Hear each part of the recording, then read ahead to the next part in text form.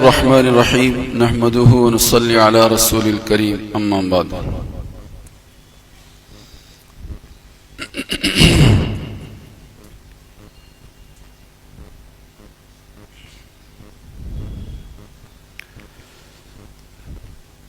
بار بار مسجدوں سے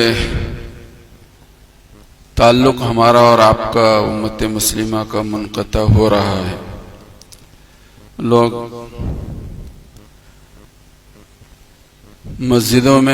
مسجدوں کے بجائے گھروں میں پڑھنے کے عادی ہوتے چلے جا رہے ہیں.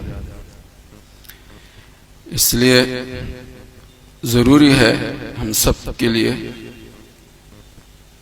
مسجد اور مسجد کی حاضری اور مسجد کے مقام کو ہم سب سمجھنے کی کوشش کریں، تاکہ ان حالات کی وجہ سے ہم کسی اور چیز کے عادی نہ بنیں. مجبوری میں مسجدوں سے دور ہیں یا ہوں گے وہ بات الگ ہے، لیکن مسجد کی عظمت، مسجد کی فضیلت، مسجد کی حاضری، اس کی ضرورت یہ ہمارے اور آپ کے سب کے دل میں ہونی چاہیے. یہ تقریباً 6-7 روایتیں ہیں الترغیب والترہیب میں جو مختلف حدیثوں کی کتابوں سے منقول ہیں، ان کو میں آپ حضرات کی خدمت میں رکھنا چاہ رہا ہوں. اللہ ہم سب کو مسجد کی اہمیت، اس کی قدر و قیمت سمجھنے کی توفیق عطا فرمائے. مدینہ طیبہ میں ایک عورت رہا کرتی تھی جس کا کام ہی تھا مسجد کی صفائی کرنا. مختلف الفاظ سے، مختلف طرق سے، مختلف راویوں سے وہ روایت مختلف انداز میں منقول حدیث کی کتابوں میں اس کا انتقال ہو گیا تو اس کی تدفین ہوئی. تو ایک روایت میں ہے کہ اس عورت کے تعلق سے سرکار دو عالم صلی اللہ علیہ وسلم نے ایک موقع پر خواب دیکھا اور خواب کو صحابہ کے سامنے بیان فرمایا، انی رأیتها فی الجنت تلقط من المسجد، کہ میں نے اس عورت کو جنت میں دیکھا کہ جو جنت میں رہ کر مسجد سے صفائی کر رہی ہے. جنت میں پہنچی اور جنت میں وہاں بھی اس کا وہی کام ہے، وہی مشغلہ ہے کہ مسجد سے وہ صفائی کا اہتمام کر رہی ہے. میں نے اس کو جنت میں دیکھا. تو یہ بہت بڑی بات ہے. مسجد کی اہمیت کو سمجھنے کے لیے ایک روایت بھی ہمارے لیے کافی ہے کہ اس کا ایک وہی عمل مخصوص عمل تھا. اس عورت کا یہی ایک مخصوص عمل تھا، مسجد کی صفائی. مسجد کی صفائی، اور اسی کی وجہ سے اللہ پاک نے اسے جنت میں بھیجا، اور جنت میں جانے کے بعد بھی وہی کام کر رہی تھی. جنت میں مسجد بنی ہوئی ہے اور مسجد میں وہ صفائی کا کام کر رہی ہے. یہ روایت مختلف الفاظ سے حدیث کی کتابوں میں منقول ہے. ایک روایت ہے کہ سرکار مدینہ محمد عربی صلی اللہ علیہ وسلم صحابہ کے ساتھ ایک قبرستان سے ان کا گزر ہوا تو سرکار نے پوچھا یہ قبر کس کی ہے؟ تو صحابہ نے ایک عورت کا نام لیا. تو وہ عورت کے نام لینے کے بعد سرکار نے پوچھا وہی عورت جو مسجد کی صفائی کرتی تھی؟ تو صحابہ نے فرمایا ہاں یا رسول اللہ، وہی عورت جو مسجد کی صفائی کرتی تھی. تو سرکار دو عالم صلی اللہ علیہ وسلم نے اس کو مخاطب کر کے کہا کہ تو نے سب سے افضل عمل کون سا پایا؟ اس قبر میں قبر والی سے مخاطب کر کے سرکار نے یہ بات پوچھی کہ تو نے اعمال میں سب سے افضل عمل کون سا پایا؟ صحابہ نے پوچھا یا رسول اللہ یہ سنتی ہے؟ تو سرکار نے فرمایا تم سے زیادہ نہیں سنتی، جتنا تم سنتے اتنا یہ بھی سنتی ہے. تو روایتوں میں بات لکھی ہے کہ اس نے قبر ہی سے یہ جواب دیا یا رسول اللہ میں نے سب سے افضل عمل جو پایا وہ یہ عمل پایا کہ مسجد کی صفائی، مسجد کو صاف کرنا. میں اس لیے بھی یہ آپ حضرات کی خدمت میں رکھ رہا ہوں. ایک تو یہ ہے کہ ہم مسجد سے رفتہ رفتہ کٹتے جا رہے ہیں، مسجد سے دور ہوتے جا رہے ہیں، اور پھر مسجد کے دروازوں کے کھلنے کے بعد بھی مسجد سے بہت سارے لوگ دور ہیں، پتہ نہیں کہاں نماز پڑھتے نہیں پڑھتے، کیا ہے نہیں ہے، وہ تو آپ جانے، لوگ جانے سب۔ دوسری بات یہ ہے کہ ہمارے یہاں عام طور پر ہماری مسجد کے ذمہ داروں کو بھی مسجد کا معائنہ کرتے رہنا چاہیے۔ کئی مرتبہ یہ بات آپ حضرات کی خدمت میں لائی گئی ہے کہ ہمارے یہاں بیت الخلاؤں میں، استنجا خانوں میں جا کر دیکھیں تو، اور ہمارے یہاں کیا ہر مسجد میں قریب پورے شہر کی تمام ہی ایک آدھ مسجد چھوڑ کر کہ جہاں پر اس کا اہتمام کیا جاتا ہے، پان پراگ اور پان کھا کر مسجد کے بیت الخلاؤں کو بے دردی اور بے رحمی کے ساتھ اس طرح سے گندے کیے جاتے ہیں کہ علامہ حافظ، یہ بہت ہی بری بات ہے، یہ بہت بری بات ہے۔ کئی مرتبہ یہ بات رکھی گئی لیکن پھر بھی سنی انسنی کی کر دی جاتی ہے، تو بعض مرتبہ ذہن میں بات آتی ہے کہ سخت کوئی بات کہی جائے ایسے لوگوں کے تعلق سے کہ جو مسجد میں آتے ہیں، وہ نماز کے لیے آتے ہوں یا کسی وجہ سے آتے ہوں، اور مسجد کے استنجا خانوں کو اس طرح سے گندے کر کے جاتے ہوں کہ کیا کہیں۔ تو روایت میں یہ بات ہے کہ سرکار نے اس سے پوچھا کہ تو نے افضل عمل کون سا پایا؟ تو صحابہ نے اس سرکار سے پوچھا کہ یا رسول اللہ سنتی ہے؟ تو سرکار نے اس کے جواب میں وہ جو بات میں نے کہی وہ بتائی۔ پھر اس نے جواب دیا، یا رسول اللہ میں نے اپنے اعمال میں سب سے افضل عمل یہی پایا کہ میں مسجد کی صفائی کرتی تھی، وہی میرے کام آئی۔ تو مسجد کی صفائی ستھرائی کا خاص خیال رکھنا چاہیے، خاص خیال رکھنا چاہیے۔ بادشاہوں کے بادشاہ کا گھر ہے، بڑے ادب کے ساتھ یہاں پر حاضری دینی چاہیے۔ تو ایک روایت تو یہ بھی ہے۔ دوسری روایت وہ بھی الترغیب والترہیب میں ہے، اخراج القدامۃ من مہور حور العین، مسجد سے گندگی کو دور کرنا۔ فرمایا کہ یہ حور العین کا مہر ہے، یہ حور العین ایک جنت کی حور ہے، اس کا نام ہے حور العین۔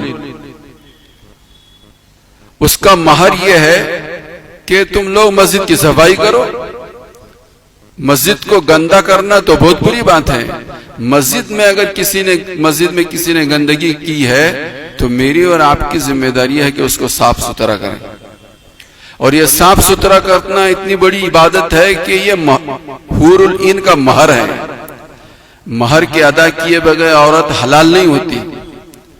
تو ہم میں اور آپ میں سے ہم سب یہ سوچیں کہ ہم نے کتنی مرتبہ ایسا ہے کہ حور العین کا مہر ادا کیا ہو۔ سوچیں گے تو اللہ ماشاءاللہ کوئی ایک آدھ آدمی ملے گا کہ جس نے یہ مہر ادا کیا ہو۔ جنت میں جانا ہے، حوروں کے ساتھ رہنا ہے، تو حوروں کا مہر بھی تو ادا کرنا ہوگا۔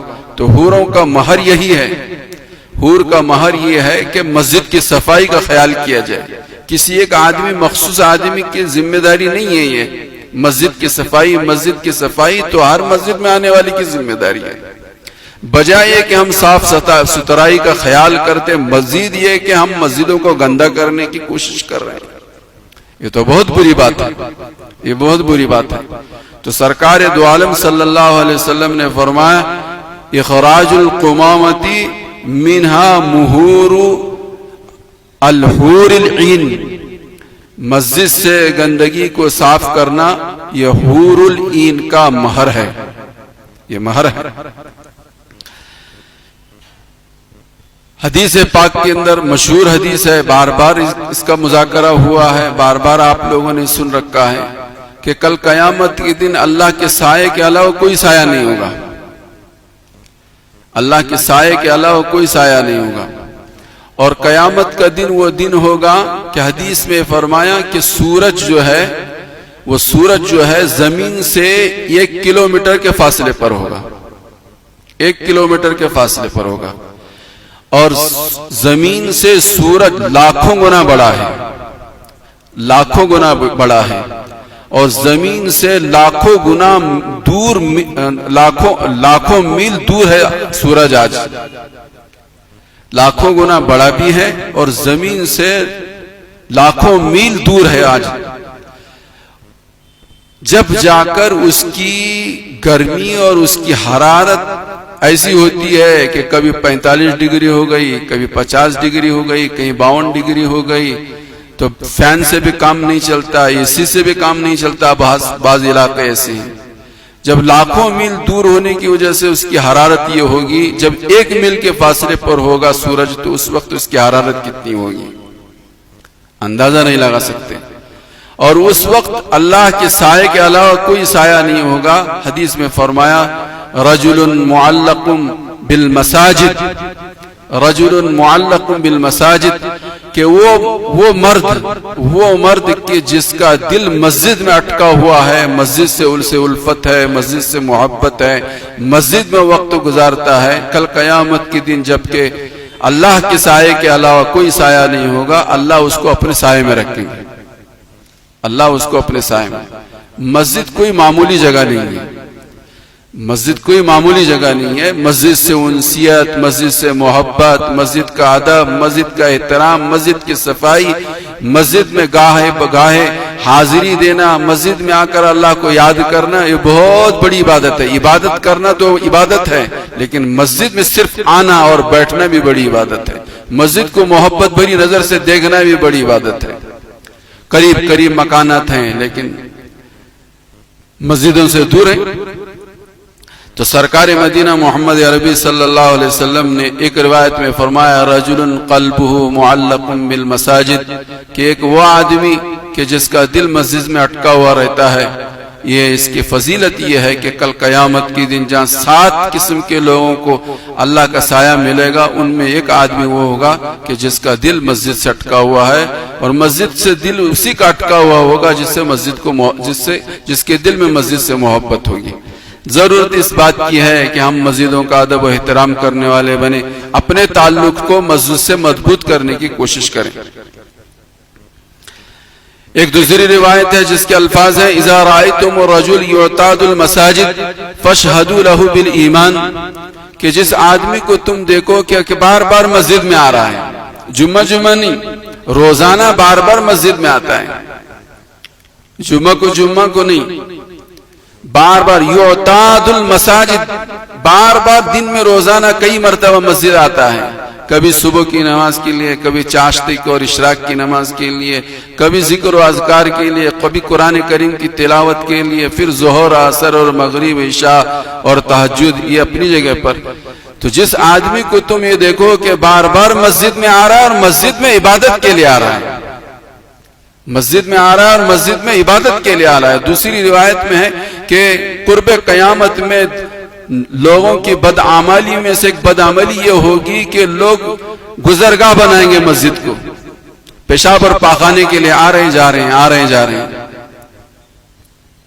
یہ قرب قیامت کی علامت ہے. نماز سے ان کو کوئی سمبند نہیں، کوئی رشتہ نہیں، ذکر و اذکار سے کوئی سمبند و رشتہ نہیں ہے، نماز کا عطا پتہ نہیں ہے. آ رہے ہیں جا رہے ہیں، مسجد میں آ رہے ہیں، لیکن صرف آ رہے ہیں جا رہے ہیں بیت الخلا کے لیے، استنجا خانے کے لیے. یہ قرب قیامت کی نشانی ہے. ایسے لوگوں کو آنے نہیں دینا چاہیے مسجد میں، کہ جن کو نماز سے کوئی وابستگی نہیں، مسجد سے کوئی انسیت نہیں، محبت نہیں ہے، ان کے ساتھ خیر خواہی نہیں ہے کہ وہ مسجد میں آئے اور بیت الخلاؤں کا استعمال کرے، مسجد کے پانی کا استعمال کرے، مسجد کی بجلی کا استعمال کرے. کوئی حق ان کو حق نہیں بنتا ہے، کوئی حق نہیں بنتا ہے. لیکن شرما حضوری ہے، ضرورتوں کا پاس و لحاظ رکھ کے نرمی برتی جاتی ہے، تو اس نرمی کا غلط استعمال کرتے ہیں. لوگ آتے ہیں اور صرف استنجا خانے کے لیے آتے ہیں اور ناپاک اور گندے کر کے بیت الخلاؤں کو چلے جاتے ہیں. سب سے پہلے تو یہ ہونا چاہیے کہ ایسے لوگوں کو آنے نہ دیا جائے، اور ان لوگوں کو بھی جو نمازی بھی ہیں لیکن منہ میں گٹکا رکھ کر مسجد میں آتے تو ان کو بھی مسجد سے باہر کرنا چاہیے کہ اجازت نہیں ہے تم کو مسجد میں آنے کی. حدیث کی علماء نے یہ بات لکھی ہے کہ جب نمازی نماز پڑھتا ہے، نمازی جب نماز پڑھتا ہے تو فرشتے اس کے ہونٹوں سے اپنے ہونٹ لگاتے ہیں. الحمدللہ رب العالمین جب پڑھتا ہے تو اس کے ہونٹ ہلتے رہتے ہیں، تو فرشتے بھی اپنے ہونٹ اس نمازی کے ہونٹوں کو ہونٹ لگاتے ہیں. اس کے ہونٹوں کو کیا ہونٹ لگائیں گے جس کے منہ میں بدبو ہو؟ اس کے ہونٹوں کو ہونٹ لگائیں گے جس کے منہ میں بدبو ہو. اسی لیے حدیث پاک میں آتا ہے کہ پیاز کھا کر مسجد میں آنا ممنوع ہے. ممنوع ہے. لہسن کھا کے مسجد میں آنا ممنوع ہے. لہسن کھانا ممنوع نہیں، پیاز کھانا ممنوع نہیں. کھانا چاہیے، اللہ کی قدرت ہے، اللہ کی نعمت ہے، بہت بڑی خوبیاں اس کے اندر رکھی گئی، لیکن یہ کھا کر منہ صاف کیے بغیر مسجد میں آنا ممنوع ہے.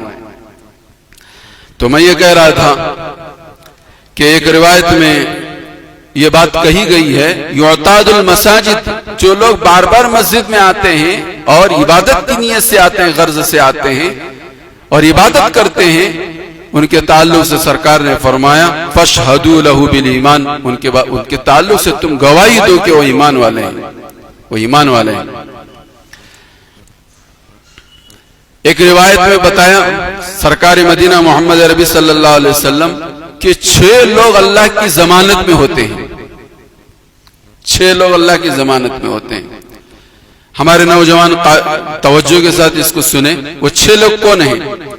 ان 6 لوگوں میں ایک تو وہ آدمی ہے جو بیمار کی عیادت کے لیے بیمار کے پاس ہو، بیمار کی عیادت کے لیے بیمار کے پاس ہو. دوسرا وہ آدمی ہے جو جنازے میں شریک ہو، وہ اللہ کی ضمانت میں ہے، وہ اللہ کی ضمانت میں ہے، اللہ کی حفاظت میں ہے، جو جنازے کے ساتھ ہے. تیسرا وہ آدمی جو عادل پاش بادشاہ کے پاس بیٹھا ہو، جابر ظالم اور فاسق اور فاجر حکمرانوں کے پاس نہ بیٹھے. ان کے پاس تو جانے بیٹھنے کی ممانعت ہے، لیکن عادل بادشاہ خدا تعالی سے بادشاہ ہے، اس کے پاس اس کی صحبت میں بیٹھنا بھی ایک سعادت، ایک نعمت ہے. وہ اللہ کی ضمانت میں ہوتا ہے، اللہ کی حفاظت میں ہوتا ہے.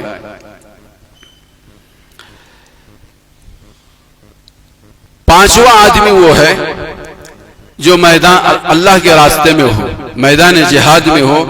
اور پانچواں آدمی مسجد میں رہنے والا، اور چھٹا آدمی اپنے گھر میں وقت گزارنے والا. 5واں نمبر پر مسجد میں اپنا وقت گزارنے والا، اور چھٹے نمبر پر اپنے گھر میں وقت گزارنے والا. جو اپنی گھر کی 4 دیواری میں رہتا ہے وہ اللہ کی حفاظت میں، اللہ کی ضمانت میں ہے. جو مسجد کی 4 دیواری میں رہتا ہے وہ بھی اللہ کی ضمانت میں.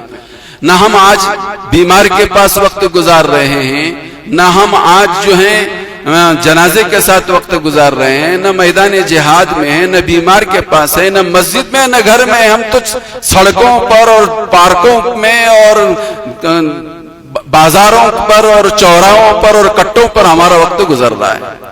یہ وہ ساری جگہ ہیں کہ جہاں پر ہماری ضمانت کسی نے نہیں لی ہے، ضمانت کسی نے لی. حدیث میں صاف طریقے پر یہ 6 لوگوں کے تعلق سے دن میں سے 2 یہ ہیں، یا تو تم اپنا وقت مسجد کی 4 دیواری میں گزارو، یا پھر اپنے مکان میں ماں باپ کی نگرانی میں اپنے بچوں کے ساتھ وقت گزارو. فرمایا کہ وہ لوگ اللہ کی ضمانت میں ہیں، اللہ کی ضمانت میں. آخری روایت، 7ویں روایت کا خلاصہ یہ ہے، سرکار مدینہ محمد عربی صلی اللہ علیہ وسلم نے فرمایا مسجد بیت کل تقی تکفل اللہ علی کان المسجد بیت بالروح. مسجد ہر متقی کا گھر ہے، اور جو آدمی مسجد کے اندر اپنا وقت گزارتا ہے اس کے تعلق سے اللہ کے نبی نے فرمایا کہ اللہ نے ضمانت لی، کفالت اپنے ذمہ لی ہے کہ اسے صحیح زندگی عطا کریں گے، اچھی زندگی اس کو عطا کریں گے. جو مسجد کو اپنا گھر بنائے، اپنا زیادہ سے زیادہ وقت مسجد میں گزارے عبادت کے لیے. مسجد میں کھانا اور سونا معتکف کے علاوہ کسی کو جائز نہیں ہے. اعتکاف کی نیت سے آپ کھاتے ہیں تو کوئی حرج کی بات نہیں، اعتکاف کر کے سوتے ہیں تو کوئی حرج کی بات نہیں. مسجد جو ہے وہ اللہ کی عبادت کا گھر ہے. تو سرکار نے فرمایا کہ جو آدمی مسجد کو اپنا گھر بناتا ہے، عبادت کے لیے اپنا وقت یہاں گزارتا ہے، تو اللہ پاک اس کے لیے کفیل بن جاتے ہیں، اپنی ضمانت پر اس کو جو ہے بہترین زندگی عطا فرماتے ہیں. بالروح تکفل بالروح والرحمت، اور ضمانت لی اللہ کے نبی حضرت محمد رسول اللہ صلی اللہ علیہ وسلم نے اس کا اعلان فرمایا، اللہ اس کے لیے کافی ہو جاتے ہیں، ضمانت لیتے ہیں اس کے لیے رحمت کا، اور پل صراط پر سے اللہ اپنی مرضی سے گزارنے کا اس کے لیے کفیل بن جاتے ہیں۔ یہ تین لوگوں کے لیے اللہ پاک نے کفالت لی ہے۔ تو میرے بھائیو بزرگوں دوستو، آج اس وقت یہ چند باتیں آپ حضرات کی خدمت میں 6-7 روایتوں کا مختصر ایک ایک جملے کا خلاصہ آپ حضرات کے سامنے اس لیے رکھا گیا ہے کہ ہمارا تعلق مسجدوں سے مضبوط ہونا چاہیے، مسجد میں باجماعت نماز پڑھنی چاہیے۔ جمعہ بھی گھروں پہ ہوئی، اس کا مطلب یہ نہیں کہ آپ جمعہ گھروں میں اور بازاروں میں اور دکانوں میں اور فیکٹریوں میں اور کمپنیوں میں شروع کر دیں آپ، نہیں، جہاں تک ہو سکے ہم پوری طرح سے اس بات کی کوشش کریں کہ مسجد میں جماعت اول کے ساتھ نماز پڑھیں، مسجد میں جماعت اول کے ساتھ باجماعت تکبیر اولیٰ کے ساتھ نماز پڑھنے کی کوشش کریں۔ مسجدوں کی عظمت، مسجدوں کی محبت اور مسجدوں کی حاضری کو غنیمت سمجھیں۔ کئی مرتبہ یہ ہوا مسجدیں بند ہو گئی، گھروں میں رہیں، اللہ نے موقع دیا ہے، اس کو غنیمت سمجھنا چاہیے، بڑے ادب و احترام کے ساتھ یہاں کی حاضری کو اپنی سعادت سمجھنا چاہیے، یہاں کی حاضری کو دنیا و آخرت کی کامیابی کا راز اس میں سمجھ کر یہاں حاضری دیتے رہنا چاہیے۔ اللہ مجھے بھی اور آپ کو بھی سب کو عمل کی توفیق عطا فرمائے۔ ایک دوسرا اعلان یہ سن لیں، جیسا کہ آپ تمام حضرات جانتے